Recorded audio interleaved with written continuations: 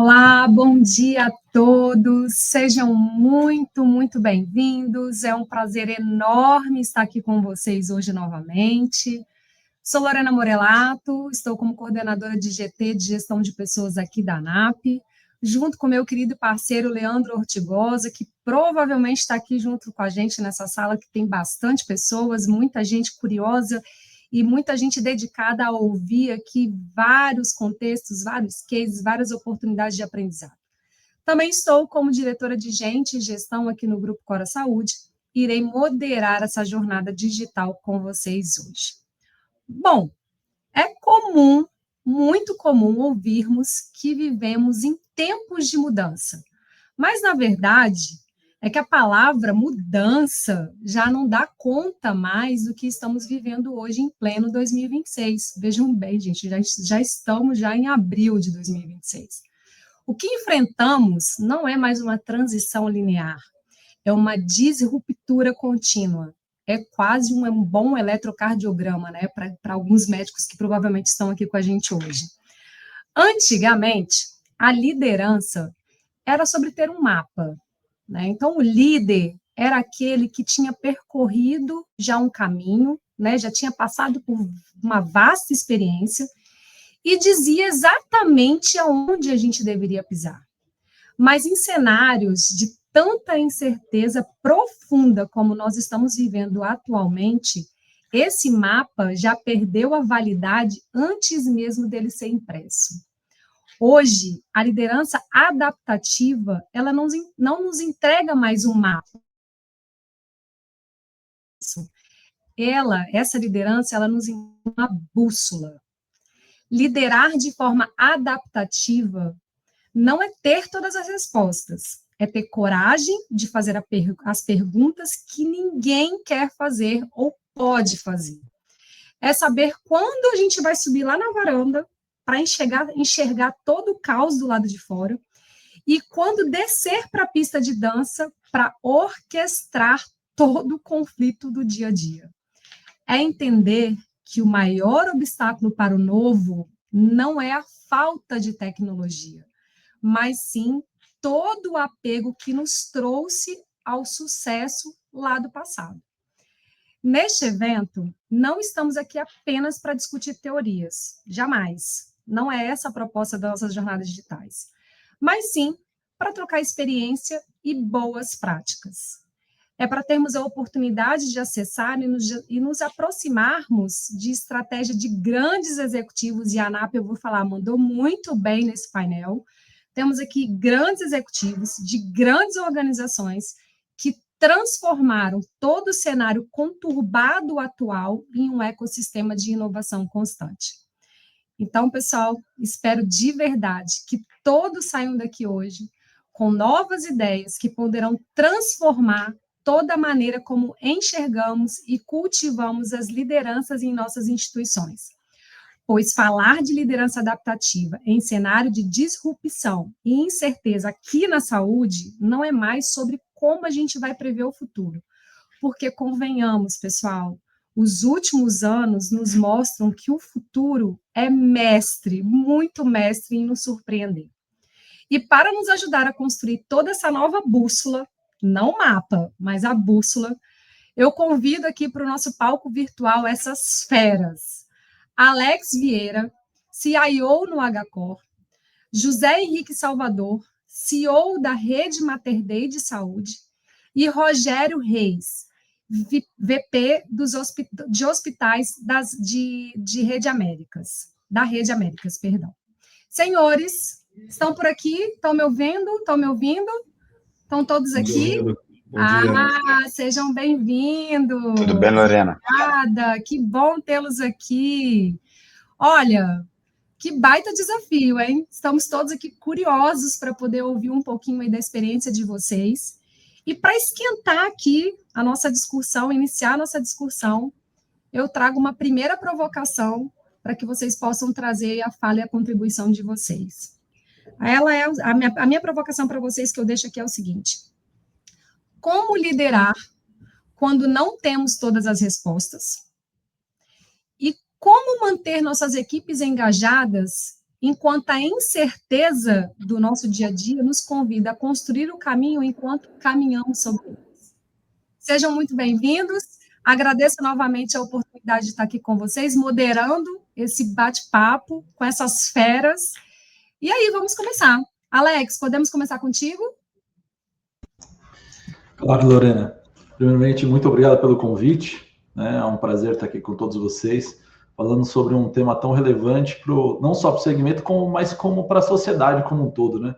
Nós não vivemos mais em um momento de incerteza apenas na saúde, mas incerteza na sociedade. Uma fala na sua abertura que eu fiquei refletindo sobre a quantidade de tecnologia, que não é mais a ausência de tecnologia que pode estar criando todo este movimento, mas sim, na minha visão, o excesso de tecnologia. Eu acho que a gente está com tanta tecnologia que o modelo de trabalho, as pessoas, o segmento como um todo, acaba se perdendo, né? Quando a gente tem tudo em abundância, é difícil a gente criar um norte, criar ali um caminho para poder se criar de fato a disrupção e novos modelos que nos tirem destes modelos em momentos de incerteza. E aí a gente começa a fazer uma reflexão que a sociedade ela vem se transformando ao longo do tempo, as profissões vêm se transformando ao longo do tempo, independente se eu acredito na tecnologia, se eu acredito nos modelos, se eu acredito na transformação. Ela vai se modificando, né? Nós estamos na quinta revolução industrial. A gente está na quinta revolução da sociedade, que agora é a revolução artificial. Passamos por várias, independente do momento, se as pessoas aceitaram ou não, as coisas foram se modificando, o mundo foi se movimentando, né? Nos anos 2000, nós passamos pela revolução computacional, onde todo mundo falava que os trabalhos, as pessoas, as empresas, tudo ia mudar, e os empregos iam sumir, iam ser substituídos por computadores e por máquinas. Isso não foi totalmente verdade, mas muito disso também aconteceu. Muitas profissões, elas foram se modificando. Muitas profissões deixaram de existir e passaram a existir novas profissões. E a sociedade, ela foi se adaptando, as pessoas, elas foram construindo novos modelos de trabalho, novos modelos de liderança. E agora nós estamos num momento crucial da sociedade, onde nós estamos passando por uma revolução também. A revolução artificial, ela não traz apenas um modelo de aceleração de trabalho, ou de eu conseguir ter acesso a mais informações, ou eu ter novos formatos de tecnologia que estão aparecendo aqui e eu preciso colocar para dentro do meu ambiente de trabalho. Não. Ela traz um outro modelo de reflexão. Ela traz um ponto onde a mudança da liderança ela deve ser acelerada, assim como o incremento de informação dentro do nosso dia a dia. Hoje, as pessoas possuem mais informações. As pessoas não necessitam de tantas etapas tecnológicas para ter um resultado. Eu consigo diminuir muito essa fricção entre tecnologia e pessoas. Por quê? Ao longo dos últimos anos, o aculturamento digital ele passa a ser algo natural. As pessoas se aculturaram digitalmente ao longo dos anos. E hoje, os novos entrantes no mercado de trabalho, a grande força do mercado de trabalho em média de idade, ela já viveu muito boa parte da sua vida de forma digital. Ela não é mais analógica, né? Eu tenho 40 anos hoje e na minha vida eu tive a primeira etapa da minha vida foi na forma analógica. Mas 75% da minha vida ela já foi basicamente de forma digital. Hoje, quando eu tenho os entrantes do mercado de trabalho que nasceram ali em meados de 2000, as pessoas eles já viveram a vida toda delas de forma digital. Então, não adianta eu ter o mesmo modelo mental na minha liderança, o mesmo modelo mental na liderança institucional, para ter resultados que eu tinha no passado. Para eu ter novos resultados, eu vou ter que mudar esse modelo mental. Porque a aceleração do incremento de tecnologia, da aceleração de acesso à informação, esse tipo de coisa eu não preciso mais ficar incentivando, porque isso já está abundante e as pessoas recebem de forma espontânea. E o que a gente começa a ver agora como um desafio e o que vai fazer a diferença é como eu engajo tudo isso junto às pessoas para gerar novos resultados. Eu não posso acreditar que só as pessoas farão isso acontecer. E eu também não posso acreditar que só a tecnologia vai fazer isso acontecer. Quando a gente olha dentro da base de trabalho, a gente tem lá pessoas, processos e tecnologia. Isso sim vai fazer a sustentação para que as empresas consigam gerar seus resultados e assim a sua sustentabilidade. Então, quando eu começo a falar hoje sobre tecnologia, quando eu falo de pessoas, quando eu falo de processos, isso tem que ser um organismo único. E este é o grande desafio do líder. Como que eu transmito, como que eu adapto toda a realidade que eu preciso gerar de resultado para que o novo modelo mental das instituições, o novo modelo mental da sociedade se sobreponha àquilo que a gente tinha no passado e comece a gerar novos resultados. Nós passamos pela jornada de informatização das instituições. Agora a gente tem um monte de informação. Agora, o que eu faço com isso? Informação sem ação é apenas um dado perdido. É a mesma coisa que eu tinha no passado, que eu imprimia lá um monte de prontuário e guardava dentro de uma caixa e deixava lá escondido. Não, agora eu tenho informação, eu tenho aceleração tecnológica. Agora como que eu crio um modelo mental, um mindset das pessoas para que utilize a informação. Então é trabalhar cada vez mais o pensamento crítico, trabalhar cada vez mais o questionamento, trabalhar cada vez mais a simplificação dos processos. E é isso que vai gerar eficiência. Só que para que eu consiga alcançar este status, este resultado, eu preciso, de fato, ser um líder provocador. Eu preciso ter a inclusão. Eu não preciso mais querer que os meus funcionários façam lá o curso de Windows, Word e PowerPoint. Não é isso.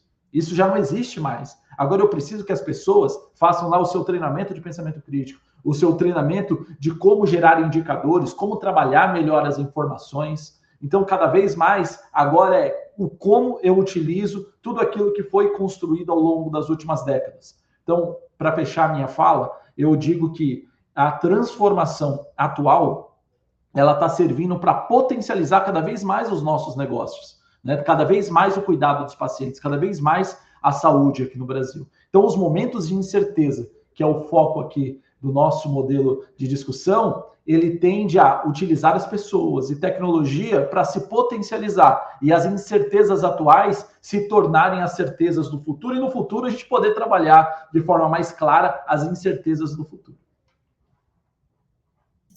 Muito bom. Eu já tenho até uma pergunta para você, mas eu vou passar a palavra aqui agora para o José Henrique, depois eu volto com a minha provocação aí contigo, tá? Obrigada, Alex, por enquanto.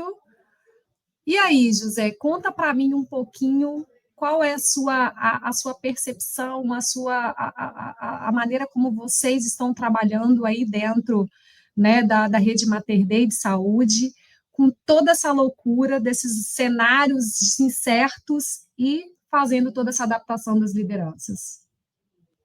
Bom dia, Lorena, tudo bem? Vocês me escutam bem?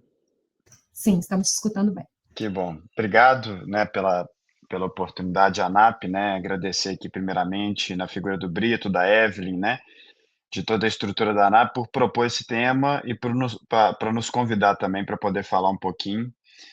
Queria dar bom dia também, além de você, viu, Lorena, para o Rogério e para o Alex, né, acho que o Alex já começou muito bem e trouxe elementos aqui muito importantes que vão me permitir abreviar um pouco a minha fala, viu, Alex, para não precisar de repetir muito das coisas que você falou. Acho que foi muito no ponto, inclusive, em relação a essa discussão.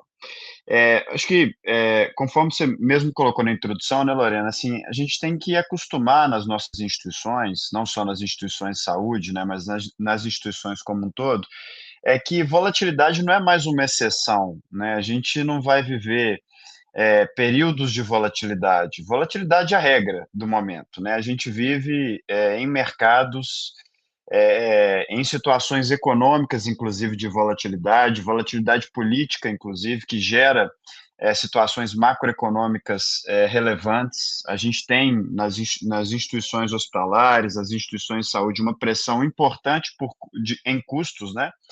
Seja pressões relacionadas à incorporação de tecnologia, sejam pressões relacionadas ao aumento de custos de mão de obra, a vontade das pessoas, inclusive, de terem um estilo de vida diferente, né? Isso é uma verdade da sociedade atual, mas que gera impacto de custo também nas nossas instituições, né? A gente tem um impacto e volatilidades pelo envelhecimento da população, gerando, inclusive, para o sistema como um todo, também uma pressão pelas doenças crônicas. Então, volatilidade, né? O que a gente vai viver em termos de ambiente não vai ser, né, algo incomum.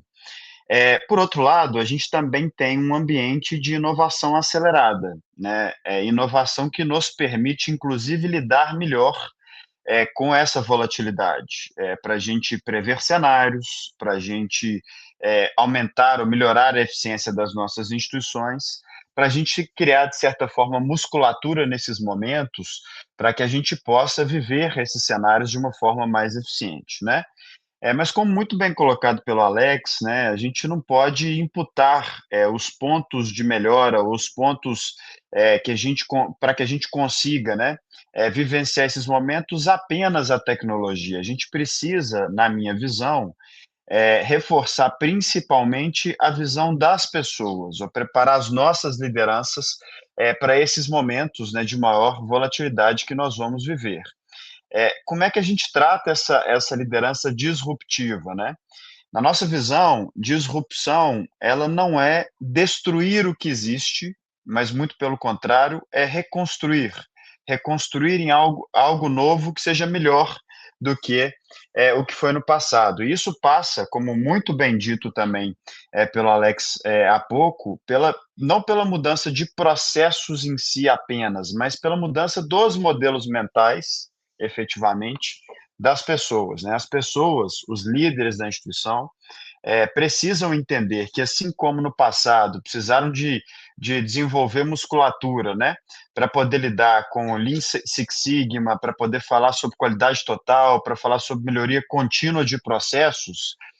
A visão agora é que esses líderes consigam ser letrados em tecnologia, consigam incorporar inteligência artificial no dia a dia das suas instituições, consigam prever cenários, ser mais executivos do que executores, né? Mas que consigam também criar algo que, na minha visão, é fundamental para os próximos anos e principalmente no engajamento das próximas gerações, que é a visão do propósito, né? Trabalhar volatilidade pressupõe ter uma clareza maior em relação ao propósito, ainda mais em instituições de saúde como as nossas, né?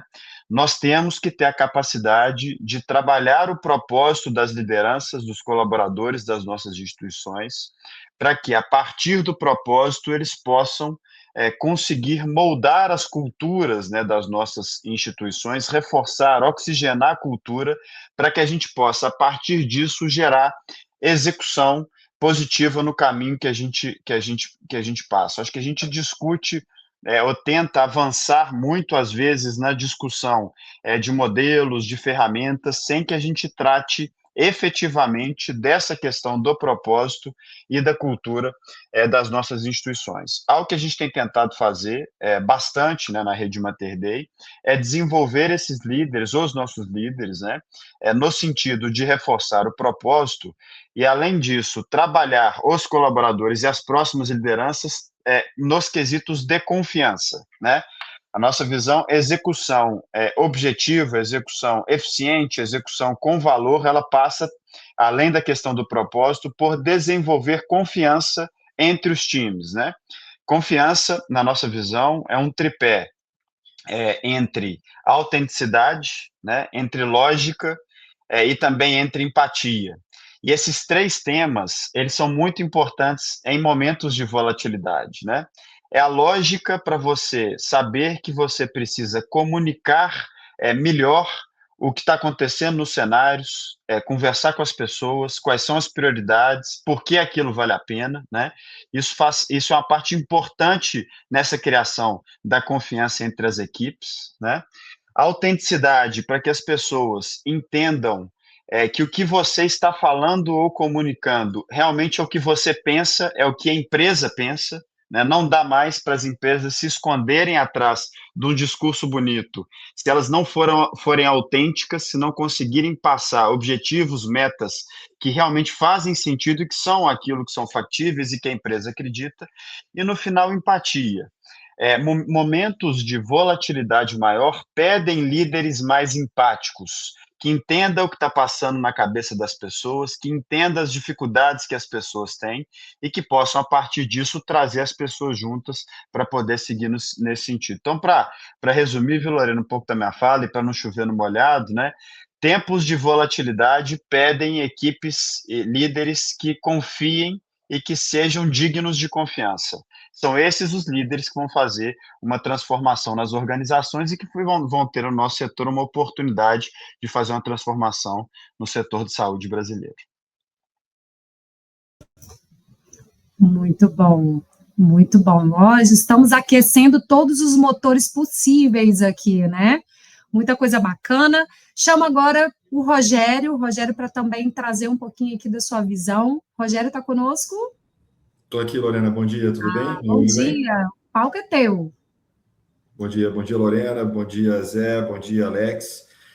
Primeiro, quero dar os parabéns aí também pelos 25 anos da ANAP, pela atividade que ela tem fomentado de discussões, debates que sempre enriquecem todos os nossos times que participam aqui desse tipo de atividade. Estava ouvindo o Alex e o Zé e fazendo aqui, acabei mudando um pouco o que eu tinha feito de reflexão antes, para também não chover no molhado, como ele disse. Acabei trazendo um pouco para a minha própria história, né? Para tentar não repetir e concordando integralmente com o que eles trouxeram. Eu sou médico de formação e entrei na faculdade de medicina no início dos anos 90.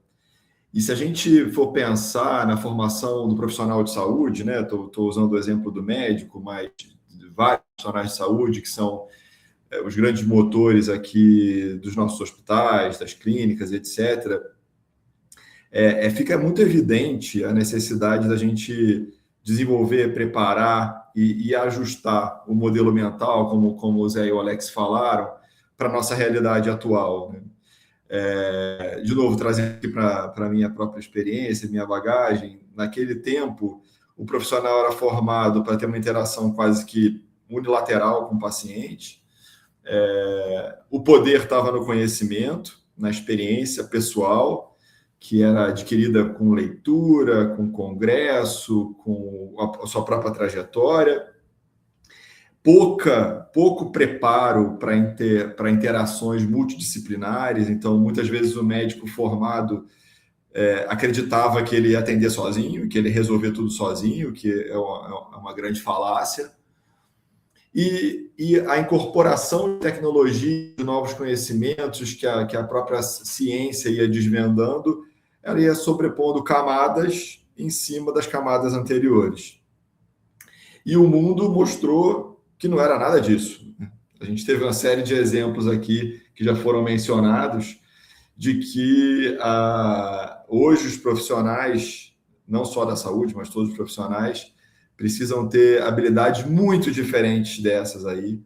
O conhecimento, o conteúdo está à disposição de todos, inclusive dos pacientes. Então, ele não é mais uma prerrogativa de poder. A inteligência artificial vindo acelerar em muito todos os processos de tomada de decisão, mensuração de dados, até a interpretação dos dados, como o Alex trouxe também aqui, da gente ter os dados, poder interpretar e ter ações em cima desses dados. E o cenário, trazendo aqui para a saúde, se a gente olhar a saúde alguns anos atrás, eu estive na AMIL, ainda na época do fundador, do Edson Bueno, e aí, ouvindo os dois aqui, também me lembrei desse evento. A AMIL tinha um evento chamado AMIL 2020, que era uma reflexão para a visão 2020, né, que é aquela visão perfeita da oftalmologia, e para o ano de 2020. Então, eu estou citando a Amil, mas diversas outras empresas faziam planejamento estratégico de 10, 20 anos. E hoje a gente não se arrisca a fazer grandes planejamentos nem para 5 anos, né? E eu acho que o nosso papel como liderança sênior da saúde é como que a gente consegue dar o conforto para as nossas lideranças, para elas viverem no desconforto, porque a gente só tem a certeza da incerteza, né? As coisas mudam muito rapidamente e como que a gente prepara, seleciona, promove lideranças que estejam capacitadas para essas incertezas. Eu gosto muito da tríade aí da confiança que o Zé citou, e ela é fundamental. Então, quando a gente pensa aqui em liderança adaptativa, liderança resiliente, como que a gente consegue fazer com que tenha um ambiente de cultura nas nossas empresas em que a vulnerabilidade do não saber ela é bem recebida, ela é até festejada, a necessidade de reconhecer a necessidade de mudar um plano e corrigir uma rota rapidamente e, eventualmente, traçar, como você falou da bússola, Lorena, um novo plano após plano. Isso tem que ser muito bem recebido pelos nossos times também. Mas, ao mesmo tempo, tem alguns pontos que eles são imutáveis e eles têm a ver com o propósito e com o core que cada empresa, que cada indústria escolhe, né? A gente aqui na Rede Américas tem um exemplo claro aqui da necessidade de adaptação e de mudança. Então, é uma joint venture, portanto, é uma fusão entre duas empresas, a DASA e a Amil, que obviamente tinham suas trajetórias, tinham suas culturas, tinham o seu propósito.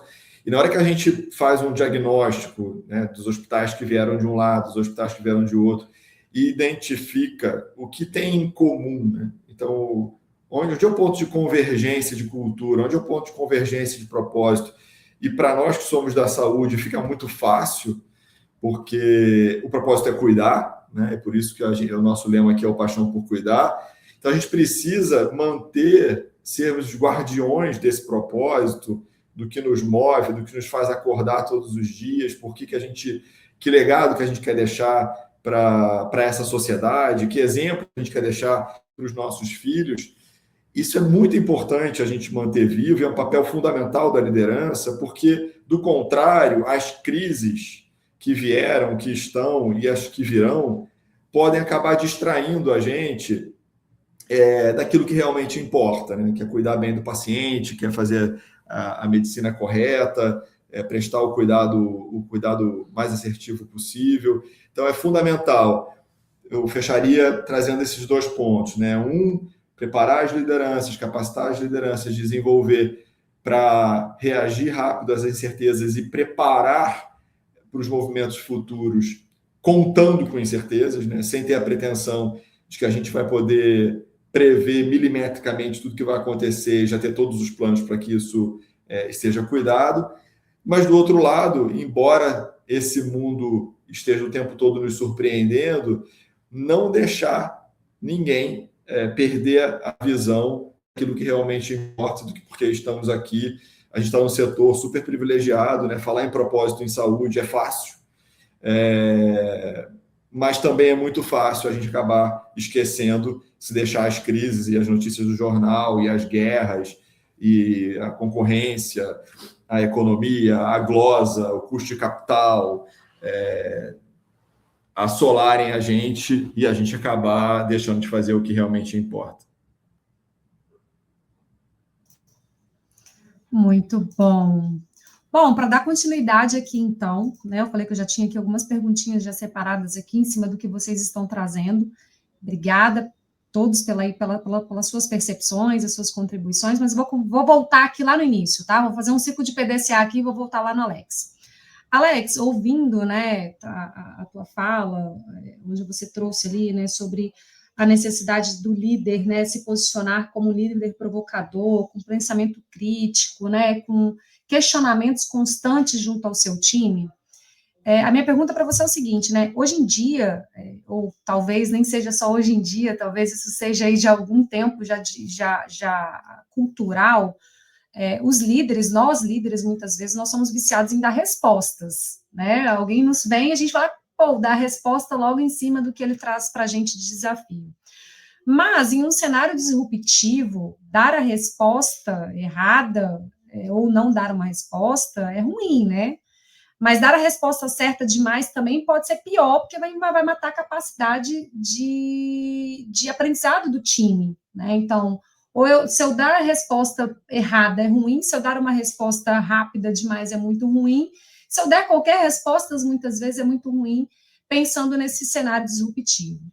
Como é que você hoje busca, dentro da gestão do seu time, né, criar esse músculo da dúvida, né, treinar ele para criar esse músculo da dúvida, para que ele tenha ali o tempo todo, ele seja colocado nesse momento de cenário disruptivo, mas que ele consiga fazer essas provocações para que o time traga as respostas, e não necessariamente você, enquanto líder, dê as respostas prontas? Na minha visão, o perfil da liderança, ele mudou, né? Principalmente com a aceleração da informação. Porque, antigamente, o líder, ele era aquela pessoa que era especialista num assunto, que ela liderava pela sua experiência. Então, as tomadas de decisão, ela era dada pela experiência. E isso acabava trazendo uma característica de equipe com a qual o líder, o gestor imediato, o executivo, ele era o responsável por dar as respostas. Então, nós tínhamos uma característica mais executora das equipes, e a liderança ela era responsável por dar respostas e as pessoas por executar. Com o advento de criação de uns modelos de informação cada vez mais plurais, cada vez mais acessíveis por todos, a característica do líder ela foi se modificando, ela foi se transformando. Hoje, nós temos mais espaços para os líderes que não são tão especialistas, mas eles são multitarefas ali, né? Eles são multi-áreas, que tem o conhecimento maior com relação à diversidade, né? Diversidade de atividades, diversidade de informação. Isso permite com que você consiga não resolver o assunto, mas que você consiga ter a capacidade de questionar sobre aquele assunto. Aquela disciplina que você toma conta dentro da sua liderança, ela não é a responsabilidade hoje mais do líder dar a resposta, mas sim de questionar sobre as melhores respostas. E isso acaba trazendo uma nova visão onde os modelos ágeis de trabalho acabam trazendo também bastante luz sobre isso, porque eu preciso ter um compartilhamento de tomada de decisão também com as equipes. Eu preciso que as equipes me tragam a solução. Antes era o oposto, eu dava a solução, eles executavam o que eu solucionei. Agora é ao contrário, eu preciso questionar para saber se a solução que eles estão me trazendo é de fato o melhor resultado para a instituição. E eu ter a tomada de decisão para qual caminho vai ter. Com a aceleração também das formações, hoje eu tenho formações que elas são mais ágeis também, né? Eu tenho profissionais que se formam numa velocidade muito maior porque eu tenho muito mais informação. As pessoas hoje são colocadas muito mais à prova do que antigamente, porque eu preciso cuidar de mais coisas. A aceleração do tempo, a aceleração das necessidades, os desafios, eles são muito maiores pela quantidade de informação que é disposta para cada um de nós. Então, eu acredito que a liderança atual, ela é uma liderança multidisciplinar, sem a necessidade da especialização da tomada de decisão. E essa tomada de decisão ser compartilhada com os especialistas de negócio de fato. E o líder ser capaz de questionar, de provocar, de entender qual o melhor caminho, entender se de fato todas as probabilidades e possibilidades foram pensadas para aquela tomada de decisão. E aí sim, a gente conseguir construir uma empresa cada vez mais ágil. Porque se você centralizar tomadas de decisão em apenas uma liderança, em apenas uma pessoa, isso vai fazer com que sua empresa seja lenta. E ter lentidão nos momentos atuais é, de fato, você assumir que você vai ficar para trás na concorrência, para trás no atendimento de melhor qualidade, para trás na qualidade de segurança dos seus pacientes, porque a tomada de decisão ela é diária. E hoje, próprio público, os pacientes, todo mundo que acessa os nossos serviços, ele não tem mais a paciência que tinha no passado. Ah, vou esperar 15 dias, 20 dias. Não, as pessoas querem a resposta imediata. E para ter a resposta imediata, as pessoas que estão atuando no dia a dia precisam não só ter a autonomia de dar essa resposta, mas a preparação para a tomada de decisão. E isso só vai ser construído se a liderança der essa autonomia, der essa responsabilidade e fazer essa preparação. Então, o líder que é questionador, o líder que é provocador e tem uma multidisciplinaridade para formatar esses questionamentos, é o líder que vai cada vez crescer mais no segmento, não só de saúde, mas no mercado como um todo.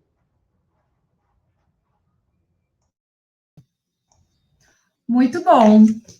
Obrigada, Alex. José Henrique, nossa, quando você trouxe de forma sensacional, né, o tema da volatilidade nessa questão de cenários de disrupção e incerteza, né? E aí, quando nos encontramos, né, a gente encontra, na verdade, muitos líderes que confundem no seu dia a dia a volatilidade com o caos, né? É muito comum a gente ter isso, não só a liderança, mas nosso time, mas o líder, principalmente, ele olha muito aqui toda a volatilidade que acontece no dia a dia dele como um caos. E ele acaba, muitas vezes, microgerenciando, é muito comum, né?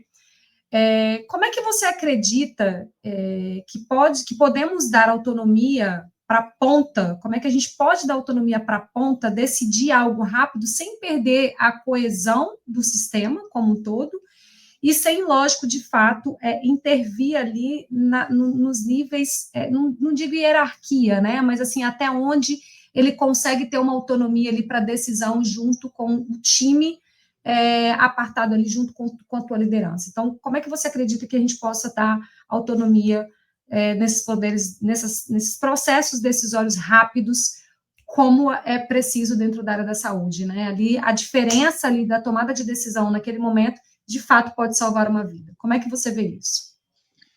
Ótima pergunta, Lorena. Então, como é que a gente pensa, assim, sabe? Primeiro, na minha visão, né, o bom líder é aquele que consegue que a sua mensagem, né, ela seja escutada ou ela seja ouvida, né, pela instituição, mesmo quando ele não está presente, né?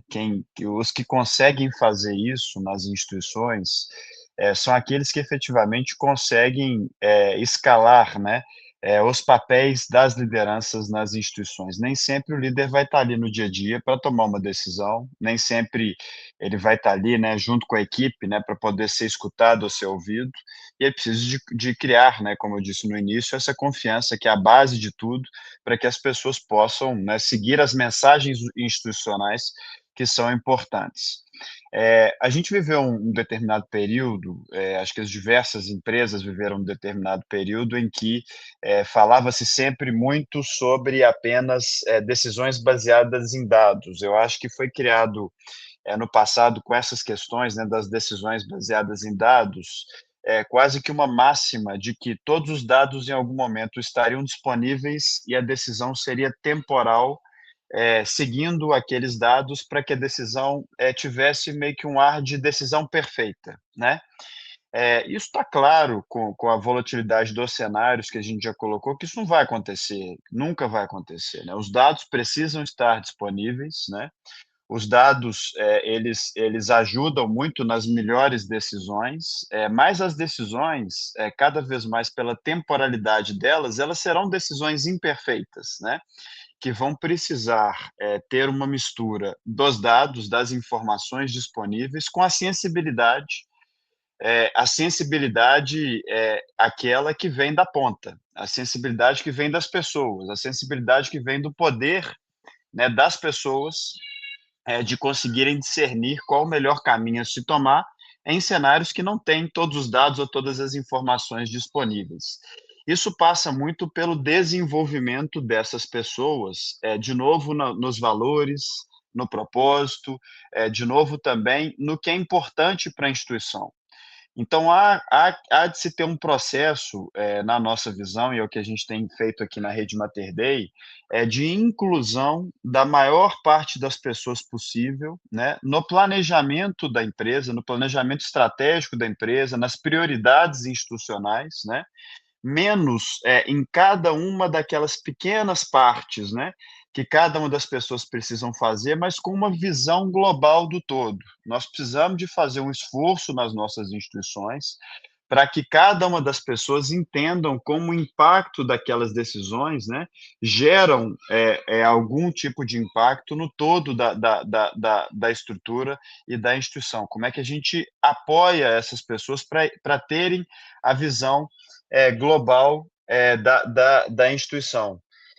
E nesse sentido, né, o líder ele precisa de dar esse ferramental para que as pessoas consigam avançar, né, e consigam serem desenvolvidas ao longo do tempo. Um outro conceito que eu gosto muito também, sabe, Lorena, é o conceito que a gente chama, né, que na verdade, os pensadores chamam da sandbox, né? Então, também em cada uma das áreas, empresas, né, é interessante que as próprias empresas coloquem, né, os limites de atuação, os limites de autonomia, que demonstrem para as pessoas até onde elas conseguem ir nos limites de autonomias delas, né? Isso é comprovado, a força que tem no desenvolvimento das pessoas também nesse sentido. Então, para resumir aqui a sua pergunta, né, na nossa fala, de novo, né, trabalhar bastante propósito e cultura, né, para as pessoas saberem que elas estão no caminho, mostrar para elas a grande estratégia da organização e como é que a organização pensa e pode, e também desenvolver processos que deem mais autonomias para as pessoas, principalmente mostrando para elas os limites de atuação para que elas possam atuar com confiança. Muito obrigada. Rogério, você trouxe aqui um tema que eu adoro na tua fala, né?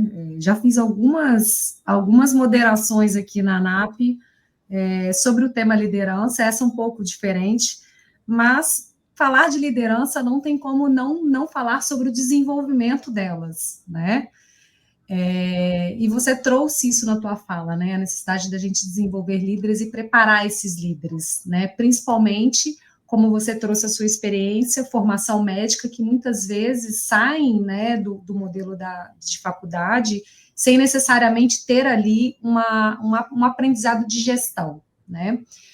Então, pensando nessa capacitação desses novos líderes, dos líderes que estão vindo para as nossas instituições, como é que você entende e como é que você cobraria aí do teu RH, né, como é que nós deveríamos ensinar a diferença para esses líderes entre bater meta, que é essencial, mas cumprir o propósito, que também veio na tua fala, né? Então, como é que eu ensino esse cara a que ele tem que bater meta, mas ao mesmo tempo ele tem que cumprir um propósito, né? Como é que eu vou mensurar se esse líder, de fato, ele está entregando resultado, mas, ao mesmo tempo, ele está sendo guardião dos valores dessa empresa? Como é que você cobraria isso do seu time interno, do seu RH e das suas lideranças? Não, perfeito, obrigado pela pergunta.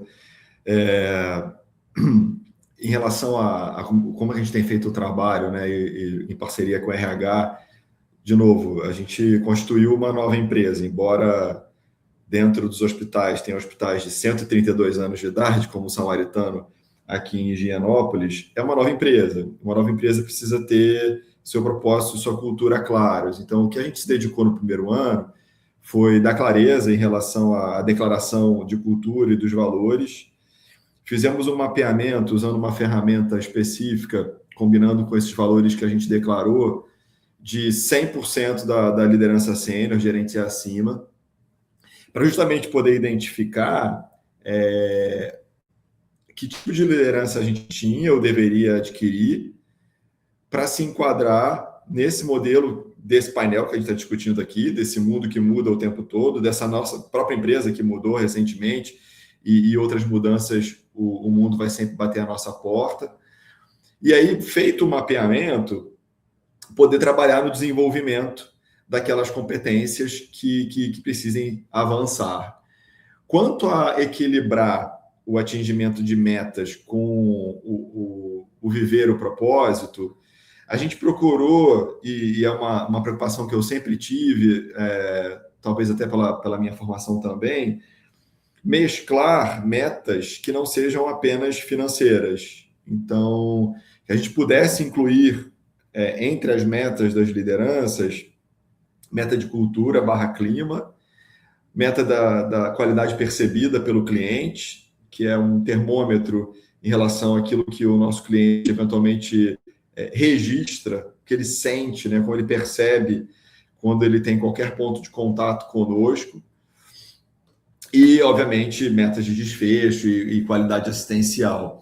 Com isso, quando a gente consegue fazer uma ponderação de todas essas dimensões de resultado, a gente pretende deixar claro para todo o time, hoje nós somos 32 mil colaboradores, do que realmente importa, né? Então, assim, poder equilibrar as dimensões de resultado, dando clareza de que, sim, nós queremos tudo isso ao mesmo tempo e que elas não são excludentes, a gente reforça a mensagem de que é o que a gente espera de cada colaborador.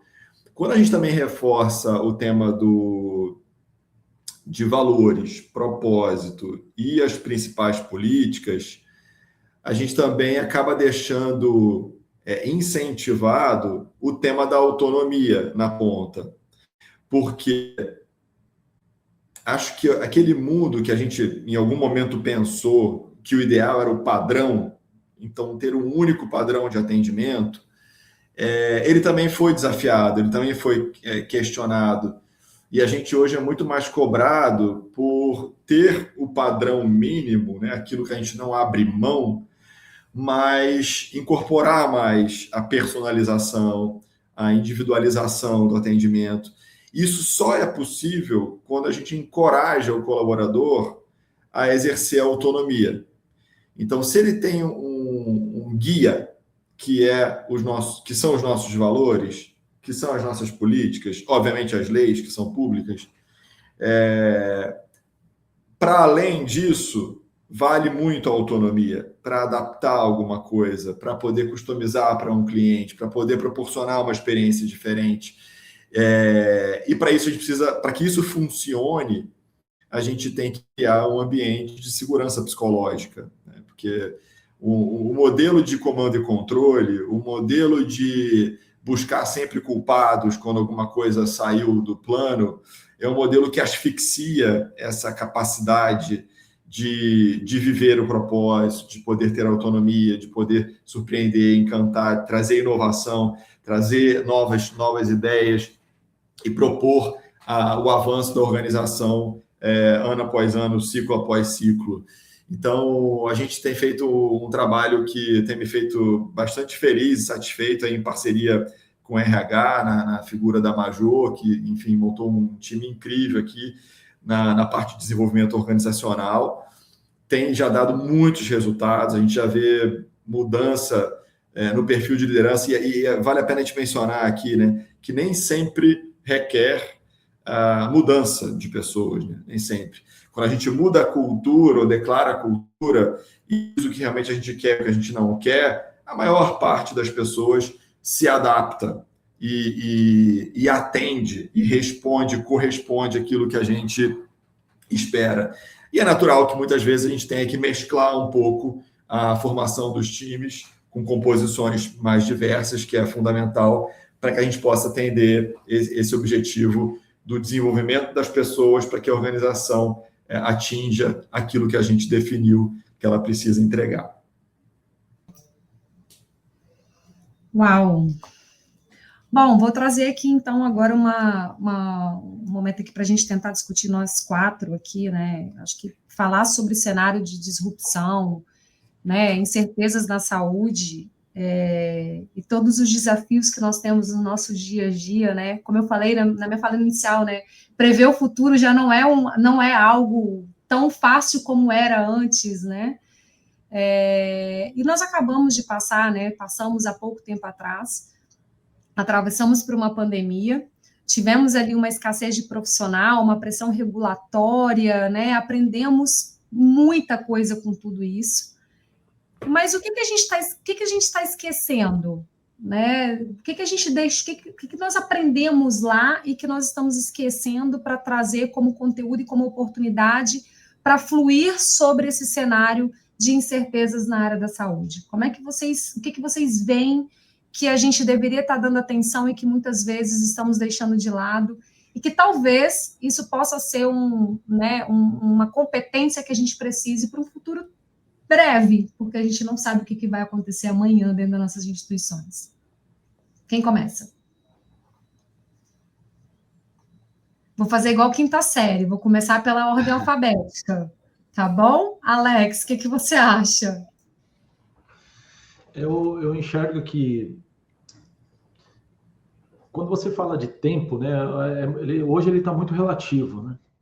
Porque o tempo hoje, quando a gente fala da saúde, hoje nós temos mais de 7 mil hospitais no Brasil, né? A gente tem realidades distintas. Então, o tempo, ele acaba colocando cada instituição dentro do seu momento, né? Eu gosto de falar muito sobre as jornadas de transformação digital, né? A gente falava muito de projeto, fazer um projeto de transformação digital da minha instituição. Projeto, ele tem começo, meio e fim, né? Então, eu gosto muito mais de falar como jornada, porque transformação é começo e o infinito, né? Você vai se transformando todos os dias, você vai se movimentando todos os dias. E o cenário de saúde, ele é assim, ele é vivo, né? Há quantos anos nós não discutimos sobre a dificuldade de sustentabilidade das instituições de saúde? Há quantos anos a gente não fala sobre margens? Quanto tempo a gente não fala sobre glosas e tudo mais? É muitos anos. E o cenário de saúde, ele continua vivendo, ele continua sobrevivendo. E isso é algo que talvez a gente tenha que entender, que é o modus operandi do negócio, né? Como outros segmentos têm o seu modus operandi de dificuldade, e esse é o nosso, e a gente precisa ir se adaptando conforme o tempo vai passando. E a transformação, ela, além de ser contínua, ela precisa ser realista, né? E eu acho que esse é o grande ponto quando a gente fala de futuro das instituições de saúde. A realidade que eu preciso trazer para a minha instituição e para o meu cenário atual é, de fato, onde eu me encontro dentro dessa jornada da saúde. Existem instituições, se eu fizer comparação com algumas instituições, eu vou falar, caramba, eu preciso contratar 50 milhões de soluções, ou preciso colocar muito mais pessoas para a minha operação, ou preciso mudar os processos em XYZ, mas talvez eu não tenha a maturidade para ter aquelas soluções.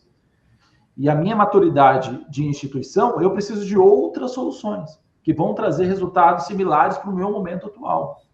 E eu acho que o futuro da saúde, ele não parte mais agora de onde eu preciso chegar, mas entender de fato onde eu estou, para construir esse alicerce com as tecnologias e pessoas e conhecimento atual, para que aí sim eu consiga desenhar este futuro.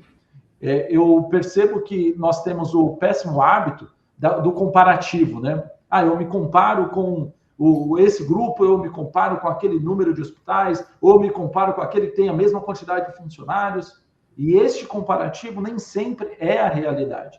Então, eu acredito que hoje, para que a gente possa construir um futuro melhor dentro do nosso processo de saúde, é entender de fato qual é a minha realidade atual, e não a realidade que eu gostaria de estar. Muito bom. Acho que sou eu, né, Lorena? Pela ordem, né? Pela ordem alfabética, vamos lá. Tá bom. Bom, eu acho assim, voltando à sua pergunta, né, o que talvez a gente esteja esquecendo, né? Talvez não esquecendo, mas sensibilizando um pouco, né? Acho que aqueles momentos ali, por exemplo, da pandemia, foi um momento em que nós precisamos muito rapidamente de fazer parcerias mais profundas, né, Lorena, com entes importantes, né, com aqueles que circundam, né, principalmente as nossas empresas e o sistema de saúde, né. Eu sinto que, em algumas vezes, né, nos momentos de maior tensão, algumas instituições elas tendem a trabalhar de forma mais estanque, né, ou ficar muito autocentradas, sabe? Eu acho que essas parcerias elas precisam ser reforçadas, né, para a gente poder viver os momentos de maior volatilidade. Se a gente consegue, com os diversos entes, né, então, por exemplo, hospitais, conseguem conviver melhor com as operadoras, conseguem conviver melhor e incluir mais o corpo clínico, né, fornecedores, ou concorrentes, inclusive, ou outras empresas parceiras do setor, isso faz com que as soluções sejam melhor desenhadas, né? Que a cadeia seja melhor distribuída, que inclusive os tempos de volatilidade sejam de menor volatilidade, pela diminuição de variabilidade que pode existir por esse fortalecimento das parcerias. E talvez no período da pandemia a gente tenha sido mais eficiente em desenvolver parcerias e depois a coisa entrou de novo num certo, no outro modelo e a gente precisa de reforçar isso mais, sabe? Trabalhar muito as nossas lideranças. O Rogério citou um ponto aqui anteriormente, né, que é o que a gente fala muito também com as nossas equipes. O líder não pode ser o líder do ou, né? O líder tem que ser o líder do i. É o líder que dê conta, né, de fomentar nas suas equipes uma experiência boa do paciente, uma qualidade assistencial diferenciada, mas que consiga também trazer sustentabilidade financeira. Então, ele precisa de desenvolver também e relembrar, né, que não precisa necessariamente de fazer renúncias quando faz uma escolha, mas, pelo contrário, que consegue trazer esses temas todos. E um tema também que a gente trata bastante, né, é o tema do líder pensar no futuro, conseguir ter o pensamento de dono, desenvolver a capacidade de pensar no longo prazo da empresa, mas ter o direito de pensar no longo prazo, construindo no curto prazo. Então, que seja um líder, né, que consiga, através da confiança, através da inclusão das pessoas, através do desenvolvimento das pessoas, executar os planos de curto prazo, né, ter disciplina na execução do curto prazo também, para poder sonhar e ter o direito de pensar nesse longo prazo das instituições. Perfeito. Rogério? Eu queria reforçar aqui, né, na tua pergunta, né, do que a gente talvez esteja esquecendo. Quem viveu a pandemia, acho que ficou marcado, e são aprendizados que a gente não deveria esquecer. E eu entendo que os aprendizados individuais, eu reconheço que a maior parte deles ficaram, mas os coletivos não. Então, durante a pandemia, a gente teve a oportunidade de ver uma articulação do ponto de vista de dados, né, epidemiológicos, que todas as instituições recebiam a partir do Ministério da Saúde e os outros entes, e a coordenação das ações que não se restringiam em sistema público de um lado, privado do outro lado, mas que todos esses atores do sistema funcionaram de forma combinada. A gente teve várias ações combinadas, inclusive de hospitais de campanha, fomentados pelo sistema privado para atendimento público, que eu posso dizer que eu lamento que a gente não tenha conseguido manter essas iniciativas com a mesma pujança que aquele momento de emergência sanitária fez a gente atuar. No Brasil, ainda tem muita gente desassistida, né? Acho que isso faz parte da nossa missão aqui. Nós somos do setor privado, então tornar o setor mais eficiente para que a gente possa proporcionar mais inclusão dentro desse guarda-chuva da saúde suplementar é uma obrigação nossa, né, de fazer isso funcionar bem. A quantidade de capital investido em muitos dos ativos com algum nível de ociosidade, e a gente poderia ter uma maior inter-relação com o público. Eu não estou falando de um hospital específico, eu estou falando do sistema como um todo, né? Poderia trazer muitos ganhos para o sistema de saúde brasileiro, independente de qual segmento que a gente esteja falando. Então, eu acho que a gente assistiu isso durante a pandemia.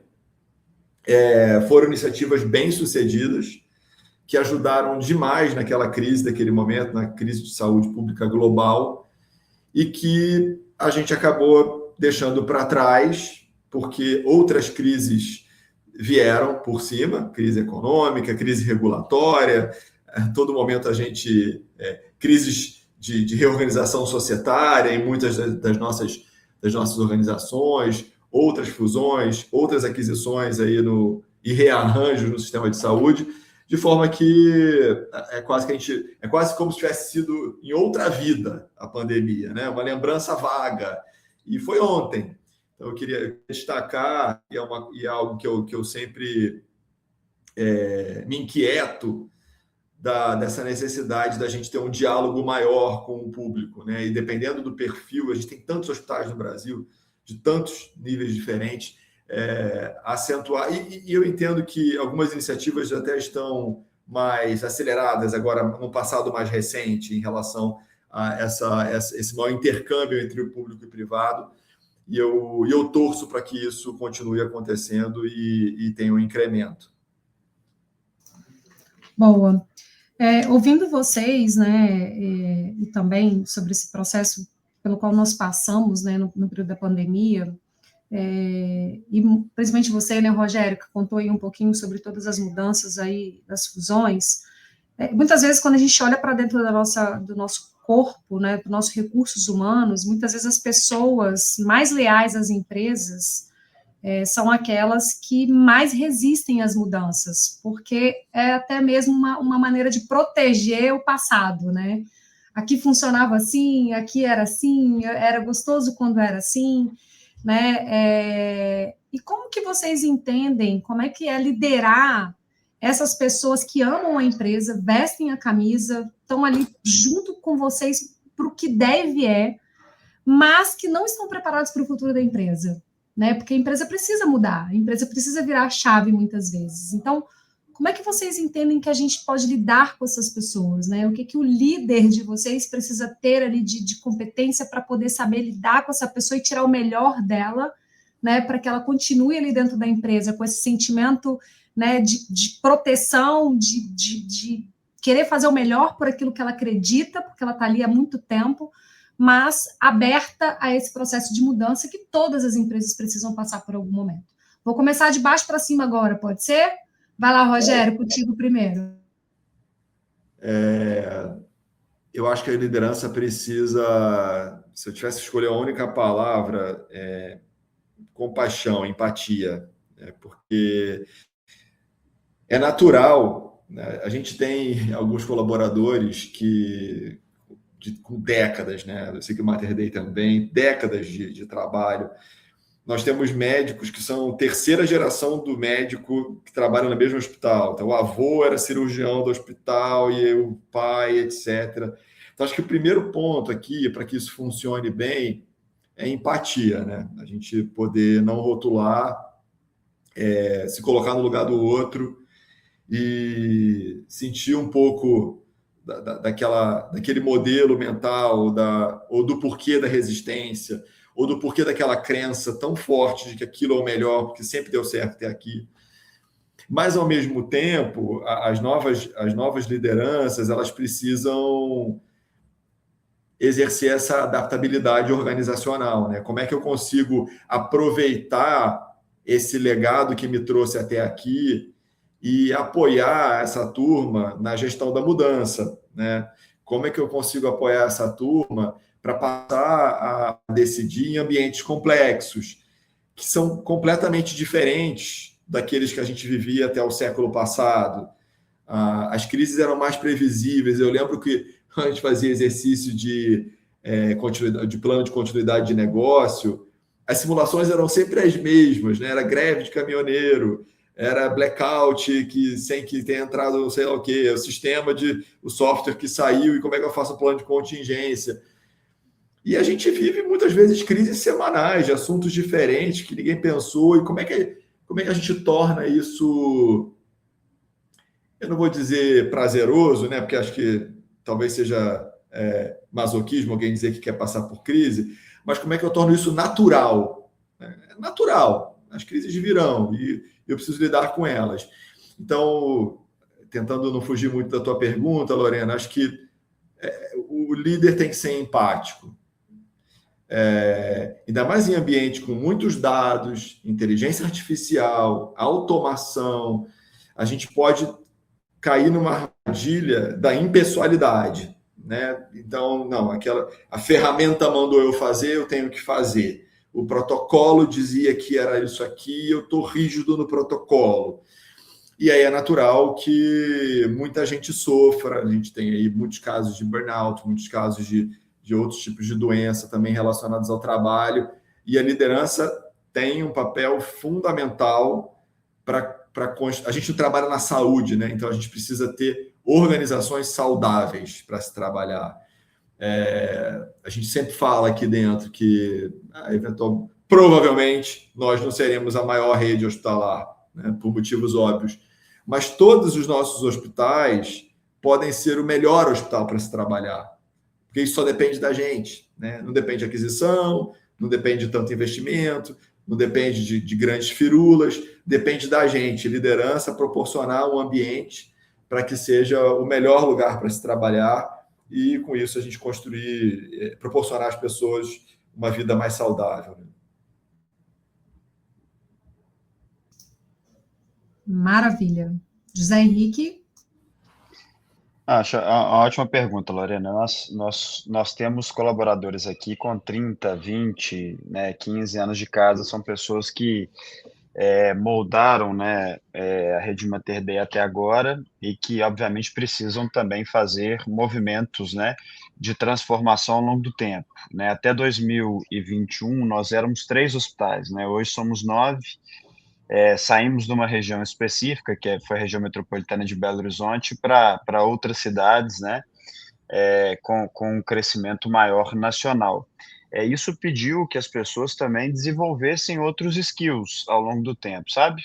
Algo que foi muito importante foi o nosso processo de comunicação e inclusão, né? A gente comunicar de forma muito clara para as pessoas o porquê de determinados movimentos, né? Trazer essas pessoas para a estratégia, trazer essas pessoas para o entendimento de cada uma das iniciativas, para que na hora que elas vissem as mudanças, elas entendessem o motivo daquilo, que elas entendessem que elas deveriam, inclusive, propor as mudanças necessárias para que os objetivos fossem perseguidos e para que os objetivos fossem alcançados, sabe? Eu acredito muito que um movimento efetivo ou um ambiente efetivo de desenvolvimento das pessoas, ele passa pelo estresse, né? Não existe desenvolvimento e mudança sem o estresse, né? A pessoa não sai da zona de conforto. É claro que junto com o estresse, né, do esticar para o desenvolvimento, tem que ter a empatia, tem que ter a presença, né, tem que ter a figura do líder para poder apoiar, né, para que as pessoas passem por aquele estresse necessário com apoio, né, com segurança emocional, né, com a capacidade para que elas entendam que tem uma luz ali à frente que elas vão conseguir fazer o movimento, mas precisam de ser estressadas nesse sentido. E é o que a gente tenta fazer, né, trazer as pessoas para a estratégia, comunicar de forma muito clara o que está sendo pensado, né, mesmo as pessoas mais antigas, entender que formas diferentes de realizar o trabalho não é ir contra elementos do nosso propósito, entender de forma muito clara, sabe, Lorena, que cultura é oxigenável na nossa visão, né? Propósito e valores são inegociáveis, mas cultura é oxigenável. Uma empresa que não consegue oxigenar a sua cultura, ela não cresce ao longo do tempo, ela não permite com que pessoas novas venham, com que pessoas se desenvolvam. Isso tem que ser colocado com muita clareza, né?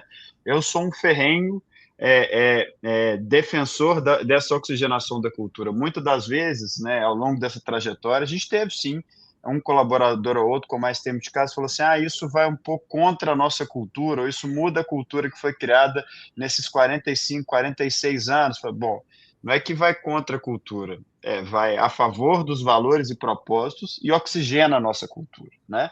Isso faz com que a gente pense e consiga também assimilar novas culturas regionais, novas culturas de unidade, novas culturas de médicos e equipes que vêm para poder incorporar a nossa estratégia e dar mais robustez para a instituição. Mas, de novo, né, acho que volta nas falas anteriores, passa muito por comunicação, por confiança, por inclusão, né? E para as pessoas entenderem que elas precisam, ao longo do tempo, de se desenvolver e encontrar um ambiente adequado para isso. Alex, quer contribuir?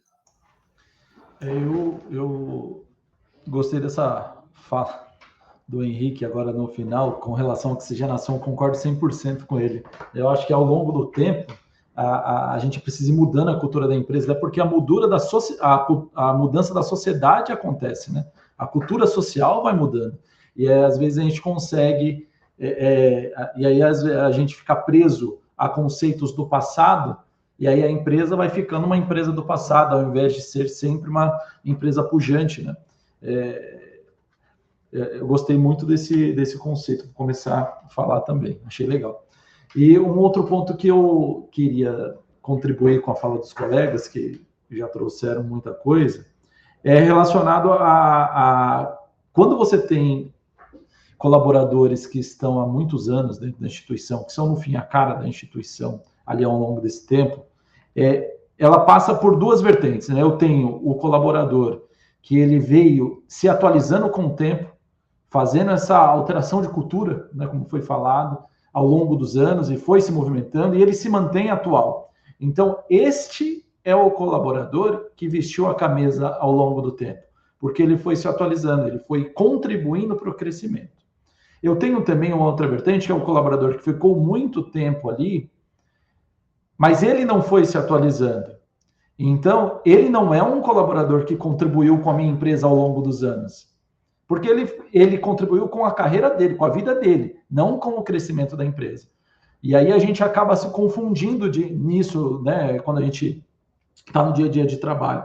O tempo ele não está diretamente relacionado à contribuição que aquela pessoa fez com o crescimento da minha empresa. Existem pessoas que estão aqui há 20 anos que não contribuíram para o crescimento da empresa. Ela contribuiu para a vida dela, o salário dela contribuiu para o crescimento dela como pessoa, mas não a empresa como empresa. E tem pessoas que estão aqui há 20 anos que contribuíram para o crescimento da empresa. Foram pessoas disruptivas, provocativas, que aceitaram as transformações que a empresa foi se passando ao longo dos anos. E eu acho que é um grande papel do líder na hora de fazer essa visão. Será que eu quero pessoas que fiquem aqui na minha instituição 20 anos trabalhando? Eu quero pessoas que fiquem aqui na minha empresa 20 anos contribuindo, garantindo essa oxigenação.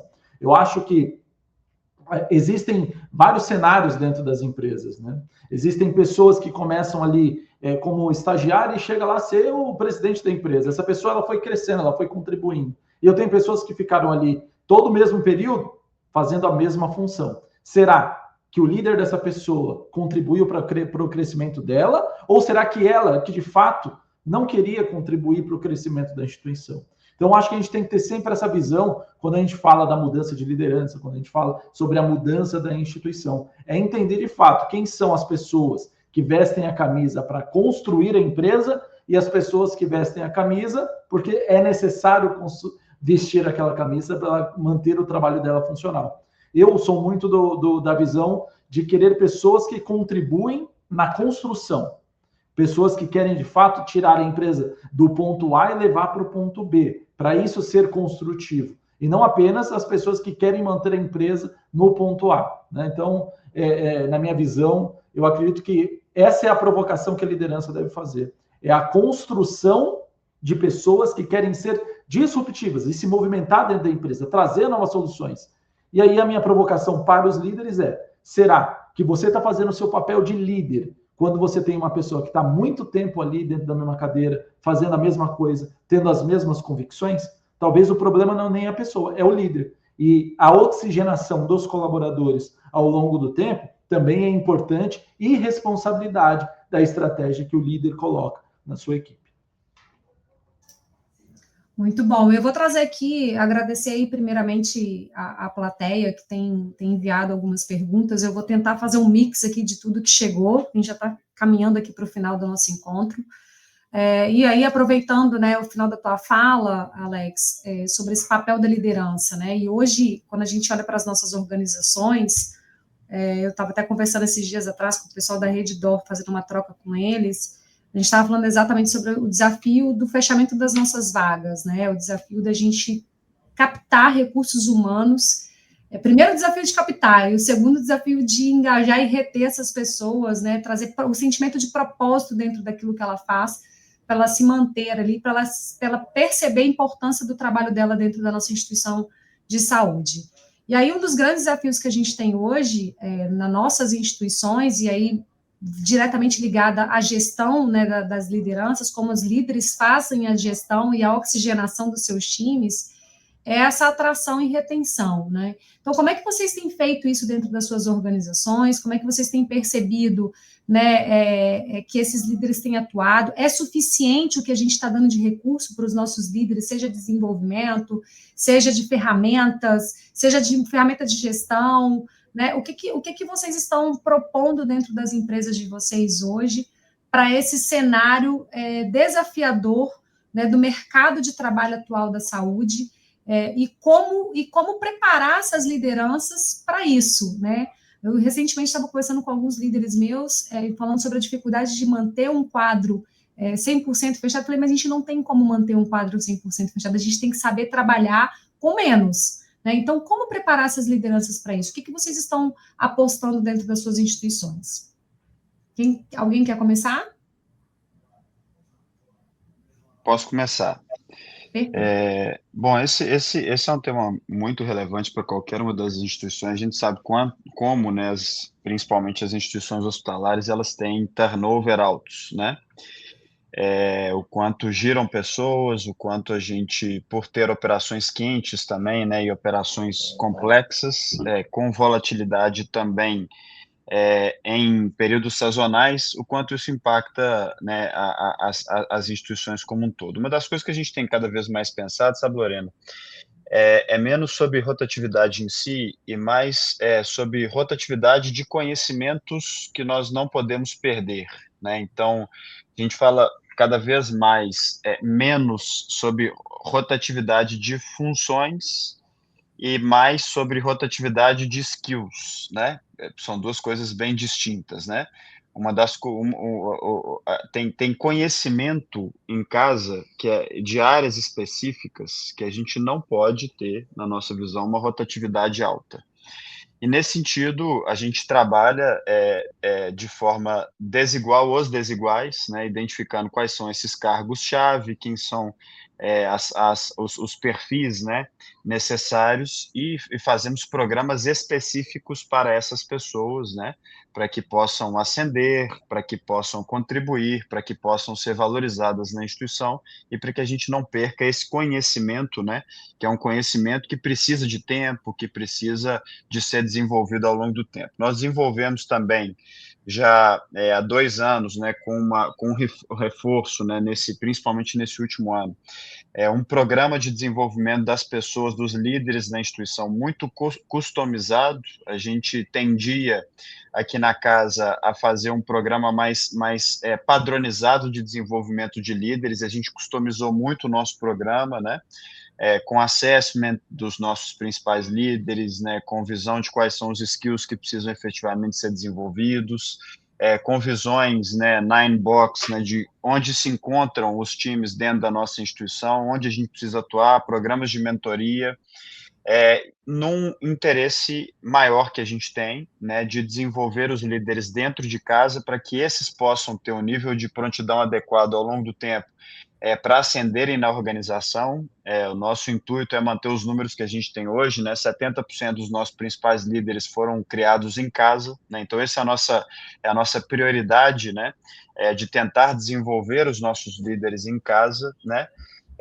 Mas também no processo de recrutamento fazer de uma forma que a gente consiga também trazer pessoas que têm mais chance de conseguirem performar, né? Um dos pontos que a gente tem trabalhado nessa questão do recrutamento, né? Acho que a grande maioria das empresas o fazem assim, mas a gente tem tentado mudar o modelo, de aproximar muito a operação, aproximar muito a visão, né, do dia a dia da operação do recrutamento. Isso é um desafio que existe, né?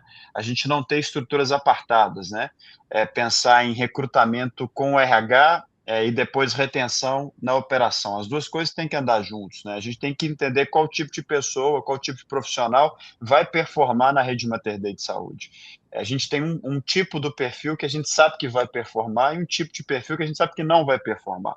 Como é que a gente aproxima esse conhecimento, gera esse conhecimento ao longo do tempo para a gente recrutar pessoas que têm mais chance ao longo do tempo de performarem bem, né? Um outro ponto muito importante para eu poder encerrar também, que diz muito respeito às instituições hospitalares, na nossa visão, e a gente tem focado muito nisso, é no ciclo de recrutamento, desenvolvimento e retenção do profissional médico, né?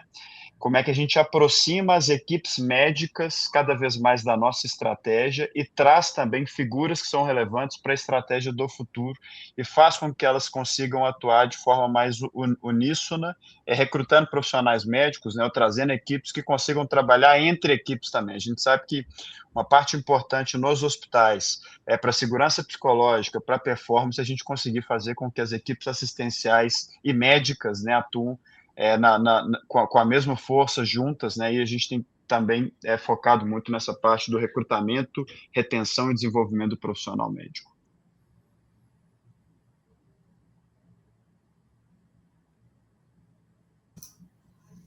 Muito bom.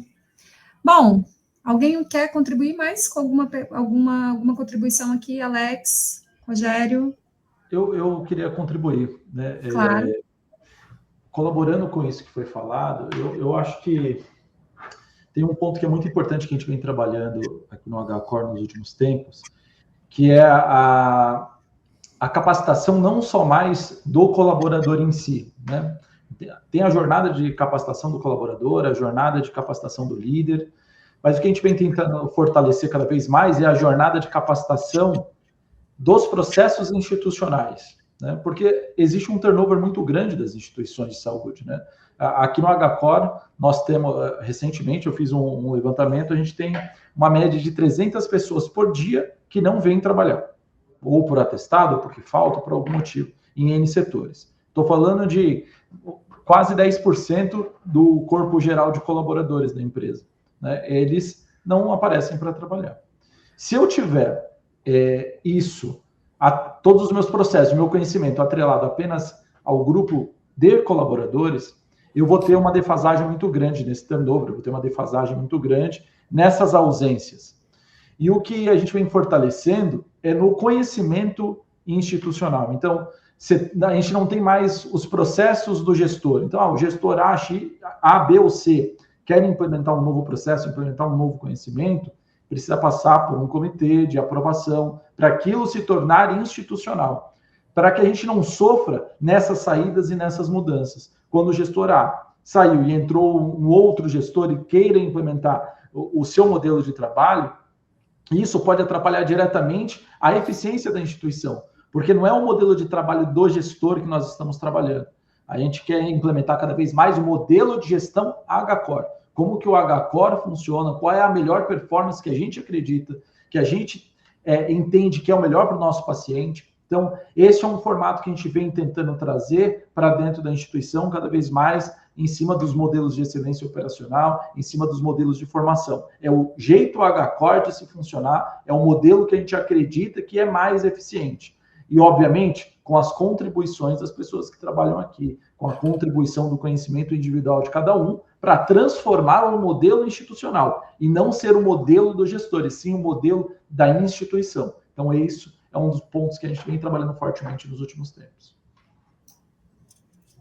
Olha, pena que o tempo é curto, né, para a quantidade de coisa que a gente poderia estar contribuindo aqui ainda, mas agradeço imensamente. Queria convidá-los aqui a fazer uma consideração final. Estamos chegando aqui ao término. Agradecer a plateia que esteve aqui com a gente até agora, mandou aí, contribuiu com as suas perguntas. Espero ter conseguido trazer um pouco de tudo que vocês colocaram aqui. E vamos então para as considerações finais. Vou começar de novo de ordem alfabética. Alex, e aí? O que você traz aí de reflexão final para o nosso debate? Primeiramente, queria agradecer a oportunidade de ter aprendido bastante com vocês. Obrigado pelo convite da ANAP e parabéns também pelos 25 anos, que é difícil de chegar, né? 25 anos para uma associação. Muito legal. E como contribuição final, eu queria trazer a reflexão de liderança ser cada vez mais multidisciplinar, cada vez mais provocativo. Eu acho que é isso que vai fazer com que a gente crie as fricções para fazer a evolução, né? O rompimento das barreiras para a gente conseguir evoluir cada vez mais no nosso segmento. Porque a transformação não vai esperar as nossas decisões individuais. Né? A transformação ela é um pouco maior do que a decisão individual. Ela vai ser uma decisão que, às vezes, a gente não vai ter autonomia de escolher o sim ou não. A gente apenas vai ter que surfar a onda e ir se adaptando ao longo do tempo. Então, eu acredito que este é o novo futuro para o líder da saúde. José Henrique. Lorena, também te agradecer, né? Parabéns pela moderação, perguntas muito provocativas, né? Então, acho que deixou nossa vida aqui bem mais fácil, né? Parabenizar ao Alex e ao Rogério pelas exposições, aprendi muito com vocês, né? Parabenizar o Rogério por um ano de Américas, né, Rogério? Vi que vocês estão comemorando também agora e a gente fica muito feliz aí de ver um ente crescendo também com a qualidade do grupo. Dizer que nós somos muito otimistas em relação ao futuro da saúde suplementar. A gente tem visto muitas novas e boas iniciativas, a gente tem visto e conseguido contribuir para um ambiente, né, que a gente consegue mais efetivamente separar o joio do trigo, e acho que a saúde suplementar está escolhendo o trigo, né? Não está escolhendo o joio, né? Então tem empresas surgindo, se fortalecendo, crescendo, e são aquelas que estão entregando melhor valor, né? Então estamos felizes com isso e otimistas.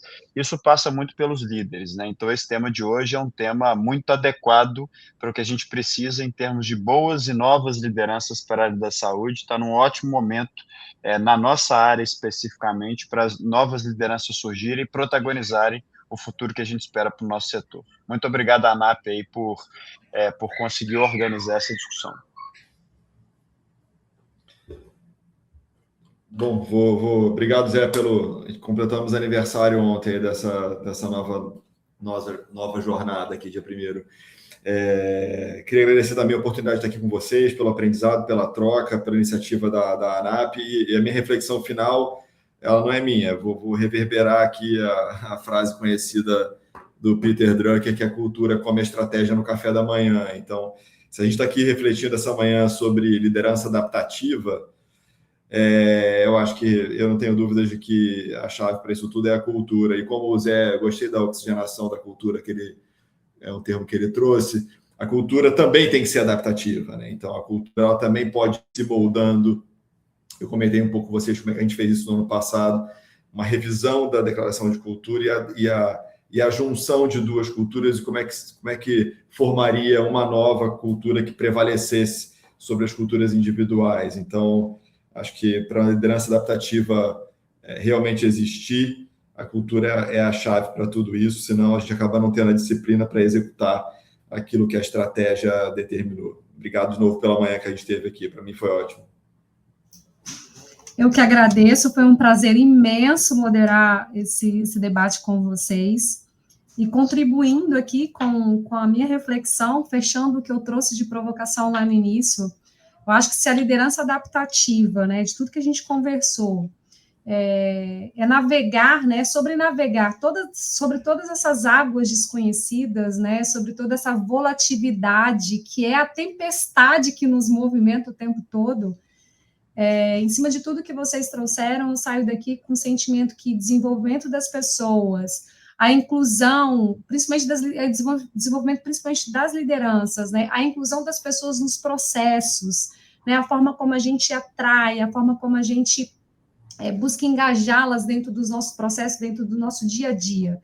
E o propósito, né, que precisamos muitas vezes estar ali constantemente trazendo as pessoas para identificarem, para sentirem esse propósito, de fato, é o norte da nossa bússola. É a bússola que nós, líderes, precisamos construir e levar para o nosso time.